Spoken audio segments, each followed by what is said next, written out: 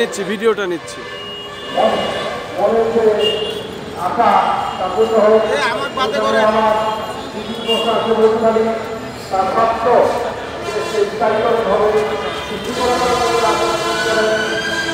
আজকে 32তম দিন অতিবাহিত হচ্ছে এবং আপনারা জাতীয় প্রেস ক্লাবে একটি সংবাদ সম্মেলন করবেন।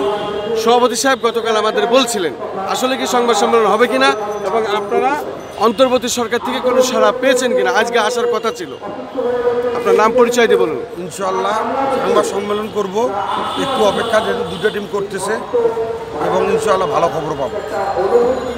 শুধু দর্শক শুনলেন, আজকে এই নকল নবিশদের 32তম দিন অতিবাহিত হচ্ছে এবং তারা আশাবাদী যে তাদের খবর ভালো আসবে এবং এইভাবেই তারা তাদের অবস্থান নিয়ে সংবাদ সম্মেলন করে জাতির উদ্দেশ্যে এবং তাদের উদ্দেশ্যে, দেশবাসীর উদ্দেশ্যে আজকে তারা জানান দিবে।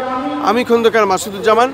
আমাদের এই প্রক্রিয়া দীর্ঘদিন ধারাবাহিকভাবে আমরা প্রচার করে যাচ্ছি এবং আজও আমরা করে যাচ্ছি। আমি খন্দকার মাসুদুজ্জামান, জাতীয় প্রেস ক্লাবের ভিতর থেকে, রাজধানী ঢাকা।